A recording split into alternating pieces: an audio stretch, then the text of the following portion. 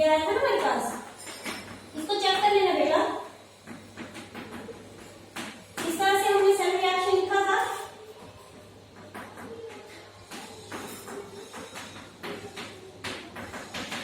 ठीक है ना, तो वो क्या होता है, प्रोडक्ट माइनस रिएक्टेंट।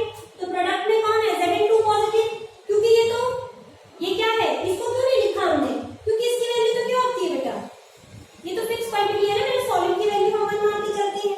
ठीक है, और यहाँ पे किसी भी प्योर सॉलिड या लिक्विड की वैल्यू क्या करते थे, हम 1 मान के चलते हैं ना, तो इसकी वैल्यू तो हम नहीं लिखेंगे, यहाँ पे भी सॉलिड Zn की नहीं लिखेंगे, एक्वस में जो वैल्यू आएगी कंसंट्रेशन एक्वस की लेंगे ना, तो इसकी लिखेंगे Zn2 पॉजिटिव और इनको नेगलेक्ट कर देंगे, तभी प्रोडक्ट में Sn2 पॉजिटिव। गलती से मैंने अगर ऐसे लिखा होगा तो Sn2 पॉजिटिव होगा, करेक्ट कर देना।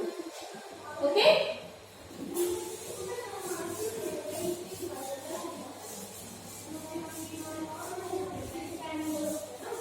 एक और नंबर करते हैं, हाइड्रोजन इलेक्ट्रोड करवाएंगे।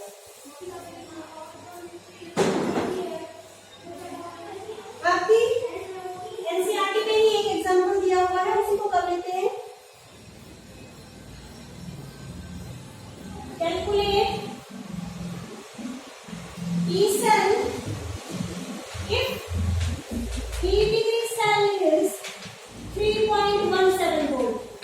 अब इसमें बेटा E डिग्री आपको देके रखा है, आपको कैथोड माइनस एनोड करने की जरूरत नहीं है, E डिग्री आपको ऑलरेडी देके रखा हुआ है।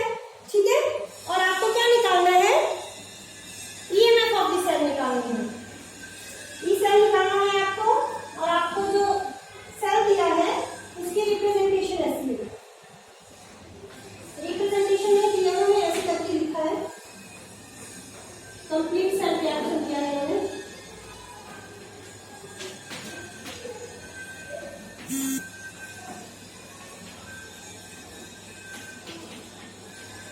इन्होंने बोला सेल को रिप्रेजेंट भी करो, सेल को रिप्रेजेंट भी करो बेटा। तो देखो यहीं से पता लग रहा है Mg2 पॉजिटिव में, तो ये ऑक्सीडेशन हो रही होगी। ठीक है ना, Mg किसमें जा रहा है, Mg2 पॉजिटिव में 2 इलेक्ट्रॉन लूज करे होंगे और सिल्वर ने इलेक्ट्रॉन लिए होंगे। ध्यान रखना है बार बार, सिल्वर इसमें क्या है, 1 पॉजिटिव है, तो इतने पूरे सिल्वर को 2 से मल्टीप्लाई है, तभी वो क्या आया है, तभी इलेक्ट्रॉन कटे हैं। ठीक है, तो 2Ag plus Mg2 positive, sorry 2Ag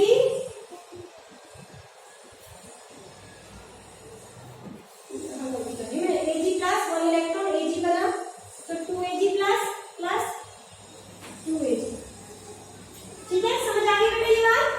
magnesium ने 2 इलेक्ट्रॉन लूज करे, सिल्वर ने 1 इलेक्ट्रॉन लूज करा, लेकिन हमने इलेक्ट्रॉन्स कैंसिल कर दिए, सेल रिएक्शन में इलेक्ट्रॉन नहीं हो सकते बेटा, तो इलेक्ट्रॉन 2 से पूरे इक्वेशन को मल्टीप्लाई कर दिया, तो ये 2Ag और ये Mg2 पॉजिटिव और ये Ag2 नीचे आ गया। ठीक है, ओके, नाउ अब क्या है, अगर सेल को रिप्रेजेंट करना है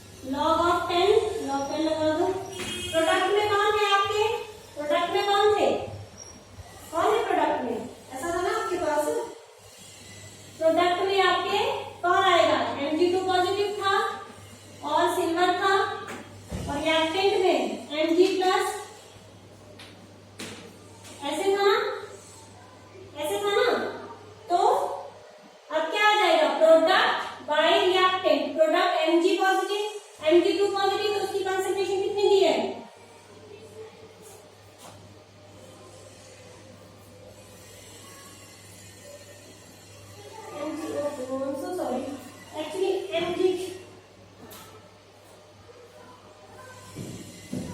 गलती हो गई मेरे से, एक उल्टा लिख दिया मैंने, Mg की जगह लिख दी, ये Mg की दे रखी है और ये Ag की दे रखी है। ठीक है, सिंगल की ये दे रखी है बेटा, Mg की ये दे रखी है, थोड़ा सा उल्टा हो गया, तो बस कुछ भी नहीं करना है आपने, इसको ऊपर ले लो और इसको नीचे ले लो। कितना जीरो है? 3 जीरो है। लेकिन raise to the power coefficient, magnesium तो पॉजिटिव में कोफिशिएंट 1 है, लेकिन Ag पॉजिटिव में कोफिशिएंट कितना है? 2। तो यहाँ पे स्क्वायर आ जाएगा बेटा, ये मैंने कराई इसलिए ताकि तुम्हें आइडिया हो जाए। ठीक है, कि क्वेश्चन अगर इस तरह से आता है तो क्या करना है।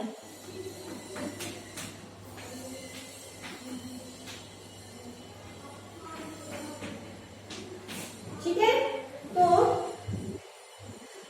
इसको बेटा 10 रेज़ टू पावर 1 2 3 4 भी लिख सकते हो, -4।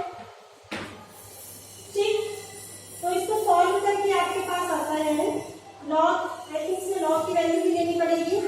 ठीक, तो 2.96। एक बार में वीडियो बनाएंगे बच्चे, मैं वीडियो बनाऊंगी या जब आपकी क्लासेस लग जाएंगी तो लॉग कैसे लेते हैं, एंटी लॉग कैसे लेते हैं, ठीक है, वो आपको सिखाऊंगी। पर वैसे इसी में इलेक्ट्रोकेमिस्ट्री में भी एक वैल्यू छोटी सी, जब हम आगे मैथ का लगेंगे ना करने, तो लॉग के हमारे पास क्वेश्चन आएंगे, आगे केमिकल में भी आएंगे, तो एक वीडियो छोटी सी बना दूंगी जिसमें आपको लॉग लेकर सिखा दूंगी। ऑनलाइन क्लास ले लेंगे आपकी, जिसमें आपको लॉग और एंटी लॉग कैसे देखते हैं बेटा वो सिखा दूंगी। ओके, ठीक है, किया है 2.96 ठीक हो गया। ठीक है, एक और करना कि बस हो गया।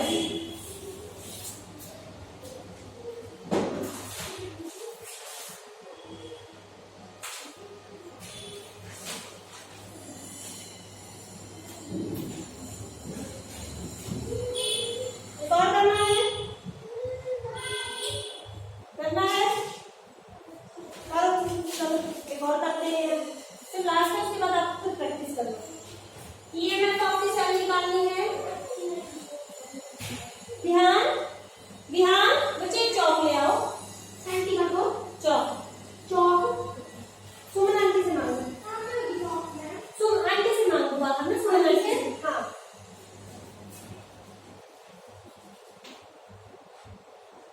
ईएमएफ ऑफ द सेल निकालना है, आपको क्या दे रखा है? CR 0.1 मोलर,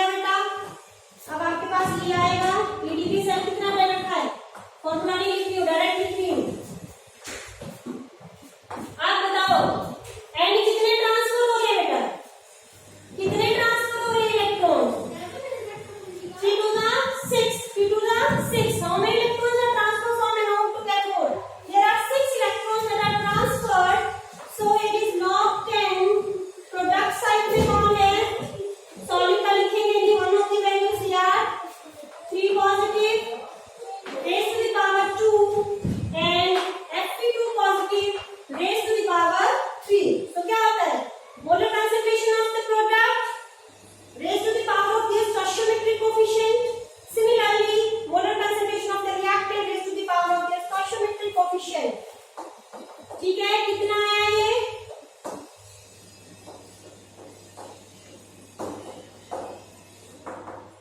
कितना है क्रोमियम? 0.1। तो इसको 10 minus 1 raise to the power 2, और ये कितना है? 1 2 10 raise to power minus 2 raise to the power 3। ठीक है, इसको कैलकुलेट कर लो बेटा। ठीक है,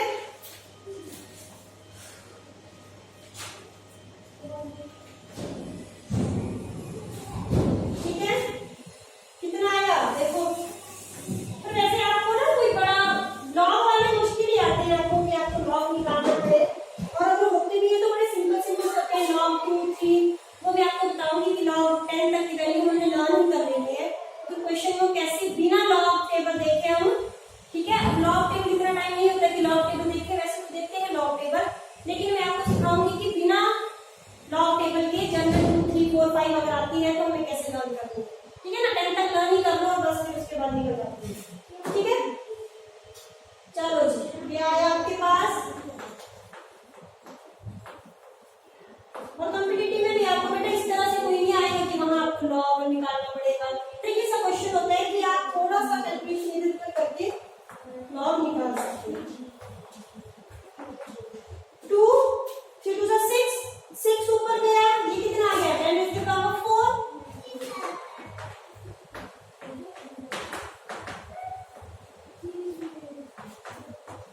लॉग 10 ये आ गया। 4 लॉग 10 है ना, लॉग 10 कितना आता है? 1।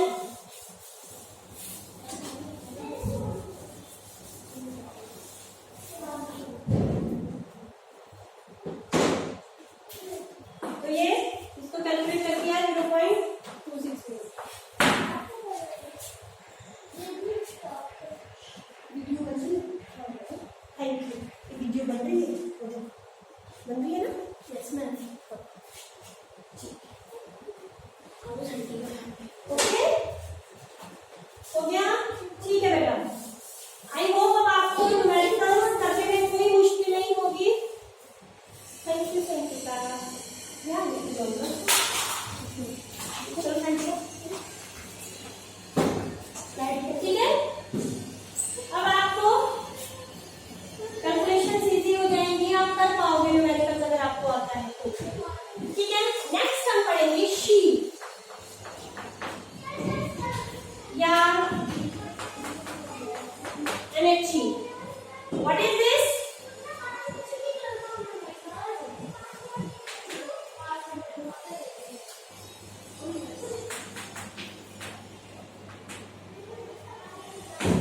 स्टैंडर्ड हाइड्रोजन इलेक्ट्रोड या नॉर्मल, इसको क्या बोलते हैं? Normal hydrogen electrode. अब क्या है ये स्टैंडर्ड हाइड्रोजन इलेक्ट्रोड? आप देखो बेटा, हमने स्टैंडर्ड EMF निकाले, हम लिखते हैं ना, E degree Zn2 positive, Zn कितना आएगा? 0.76 वोल्ट आएगा हमारे पास।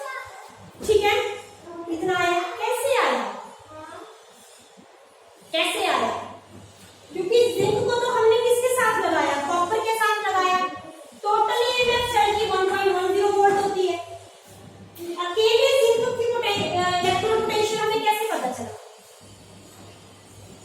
क्योंकि अकेला कभी हाफ सेल लगेगा ही नहीं, 2 हाफ सेल ही लगेंगे हमेशा। ठीक है, तो बच्चा IUPAC ने बोला कि क्यों ना हम ऐसा करते हैं कि जिसका हम इलेक्ट्रॉन पोटेंशियल निकालना है उसको लगा दो, और उसके साथ कोई ऐसा रेफरेंस इलेक्ट्रोड लगाओ जिसका इलेक्ट्रॉन पोटेंशियल हम 0 मान के चले। ठीक है ना, जैसे हमने क्या कर दिया, जिंक लगा दिया यहाँ पे, ZnSO4 ले लिया, ये जिंक पे रॉड लगा दी, इसको हमने यहाँ पे वोल्टमीटर के साथ जोड़ दिया, और यहाँ पे कोई रेफरेंस इलेक्ट्रोड लगा दिया। ठीक है ना, कोई रेफरेंस इलेक्ट्रोड लगा दिया। ठीक है, इलेक्ट्रॉन एक्सेप्ट करेगा, सारा रिएक्शन होगा, लेकिन इसका अपना इलेक्ट्रोड पोटेंशियल कितना होगा? अपना इसका इलेक्ट्रोड पोटेंशियल कितना होगा? 0। तो जो EMF सेल की आएगी लास्ट में, वो किसकी आएगी? सारी की सारी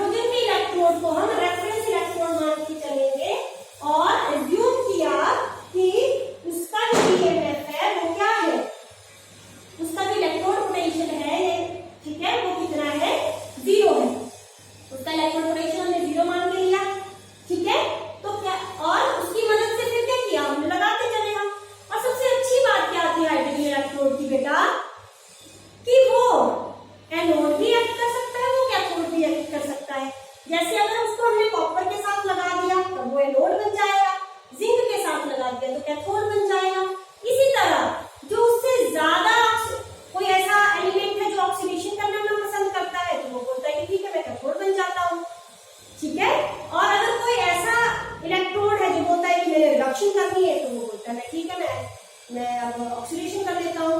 तो ये इसका प्लस पॉइंट है कि वो एनोड कैथोड दोनों है, वो ऑक्सीडेशन भी करता है रिडक्शन भी करता है।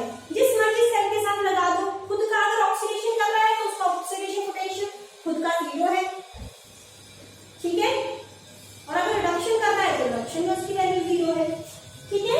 तो स्टैंडर्ड हाइड्रोजन इलेक्ट्रोड की जो हम थोड़ी सी आपको क्या करवा देती हूँ, मैं बताती हूँ कि ये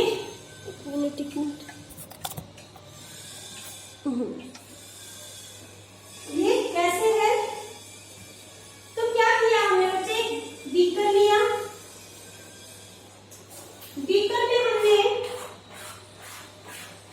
HCl डाला जिसमें क्या है 1 मोलर कंसंट्रेशन, मतलब H पॉजिटिव की कंसंट्रेशन कितनी है 1 मोलर, 1 मोलर है ना, तो जितना 1 मोलर है तो H पॉजिटिव की HCl एक ही H पॉजिटिव देता है ना, तो उसकी कंसंट्रेशन कितनी होगी 1 मोलर हो गई। बीच में हमने क्या किया, इस तरह से एक ग्लास ट्यूब सी ली, इस तरह से, इस तरह की ग्लास ट्यूब थी वो हमने ली, ठीक है, और यहां से बीच से प्लेटिनम की, ये प्लेटिनम की इलेक्ट्रोड वायर जैसी थी जिसको हमने प्लेटिनम इलेक्ट्रोड बोला।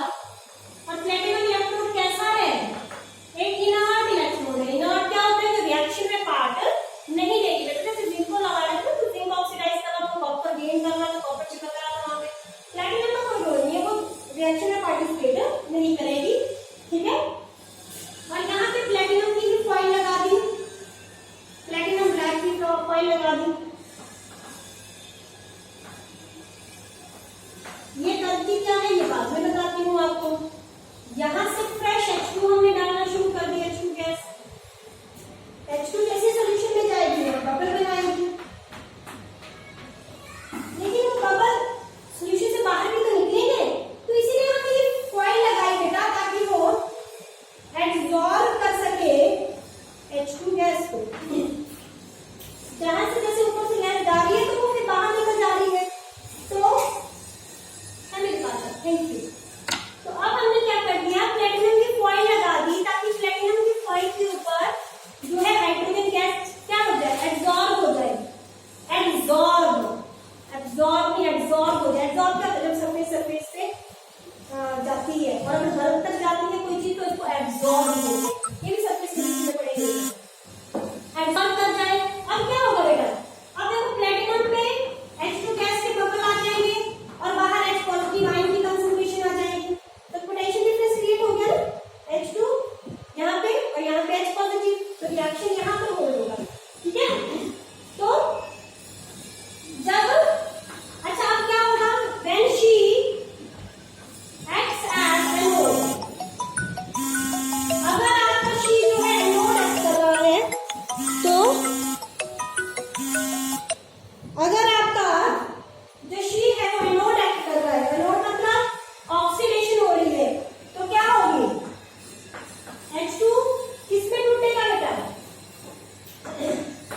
H पॉजिटिव में हाफ कर देते हैं इसको, अगर हाफ नहीं करना है, अगर इसको हाफ नहीं करना है तो ये 2H पॉजिटिव आएगा, ठीक है, तो इस तरह से 2 इलेक्ट्रॉन्स आ जाएंगे, तो इसको हाफ ही कर देते हैं।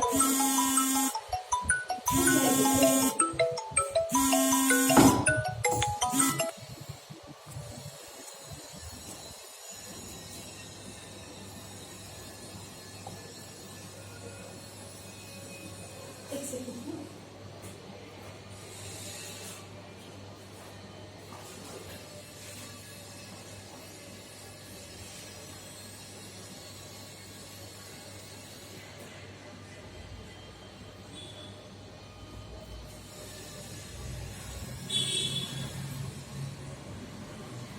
ठीक है, इसको हाफ, तो क्या हुआ H2H पॉजिटिव में एक इलेक्ट्रॉन लूज हो गया, when she, अच्छा जो भी देखो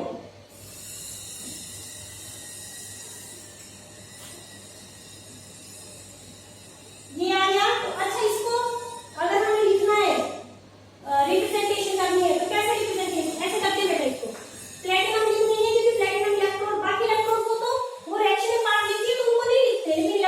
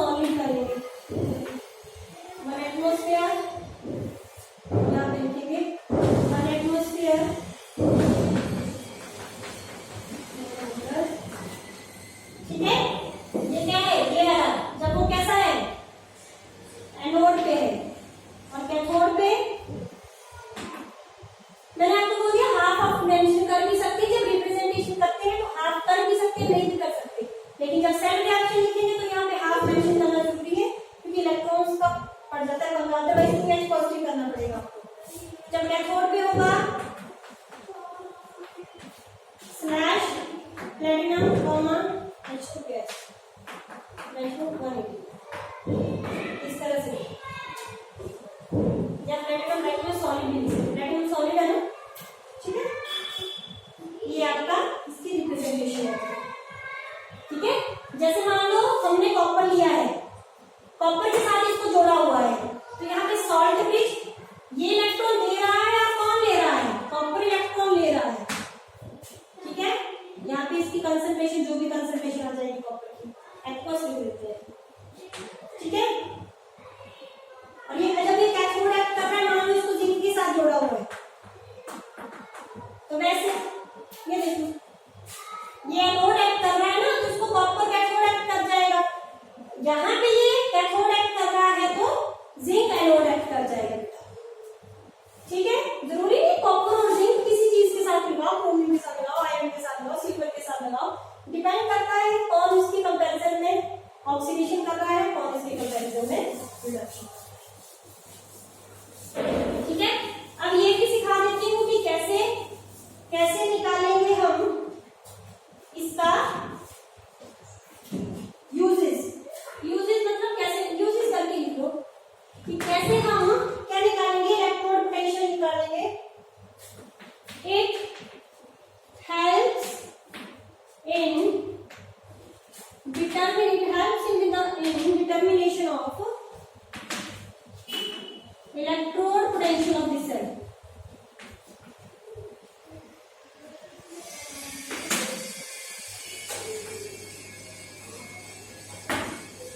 ठीक है। अब मान लो हमने इसको किसके साथ लगा के रखा है, इसको हमने जिंक के साथ लगा दिया है, ये है जिंक की इलेक्ट्रोड,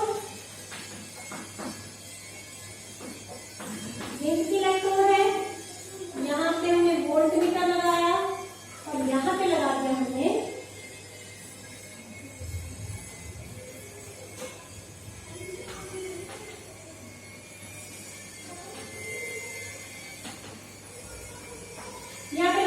शीट, इस तरह से प्लेटिनम वायर करके यहाँ पे हमने शीट लगा दिया है, ठीक है। यहाँ पे हमने ZnSO4, अब यहाँ से इलेक्ट्रॉन जा रहे हैं इस साइड को, इस साइड को, यहाँ पे ये एक्सेप्ट कर रहा है बेटा, ठीक है। तो सेल में क्या हो रहा है, Zn2 पॉजिटिव एक्वस, अगर मान लो 1 मोलर ये रखा है, ठीक है, हमने स्टैंडर्ड निकाला है, इसका स्टैंडर्ड इलेक्ट्रोड पोटेंशियल निकाला है, तो 1 मोलर लेके रखा हुआ है, और इस साइड हमने क्या लगा दिया, ये क्या कर रहा है, कैथोड एक्ट कर रहा है, तो कैथोड में क्या होता है, एक्वस, ये आएगा आपके पास प्लेटिनम कॉमा H2 गैस, इस तरह से आ गया ये, ठीक है। अब क्या हुआ, जब सेल ने काम करना बंद कर दिया, जब सेल सारा वर्किंग खत्म हो गई बेटा, तो यहाँ पे ये मैं आपकी कितनी निकली, मान लो 0.76 वोल्ट निकली, आपकी ये मैं कितनी आई 0.76 वोल्ट आ गई। तो अब क्या निकालेंगे हम, ई डिग्री सेल क्या आएगा, ई डिग्री कैथोड माइनस एनोड, ई डिग्री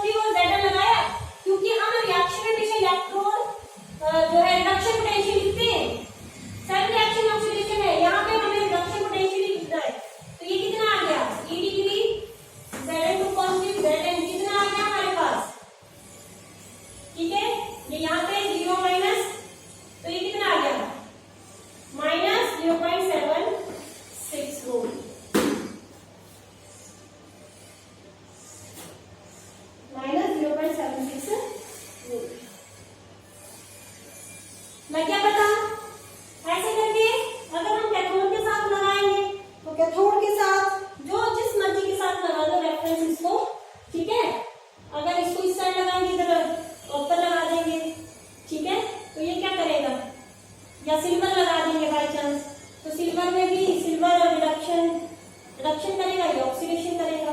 ठीक है, तो ऐसे करके हम सबकी क्या निकाल सकते हैं, इसमें इलेक्ट्रोड पोटेंशियल करके निकाल सकते हैं। और हमने सारे इलेक्ट्रोड पोटेंशियल ऐसे करके निकाले हैं जो हम वैल्यूज में कैलकुलेशन में हम यूज करते हैं। ठीक है, तो ये आपके आज हाइड्रोजन इलेक्ट्रोड आज इतना ही करवाएंगे। इलेक्ट्रोकेमिकल सीरीज करवाऊंगी उसके बाद में, और उसके बाद आपको इलेक्ट्रोलिसिस शुरू होगा।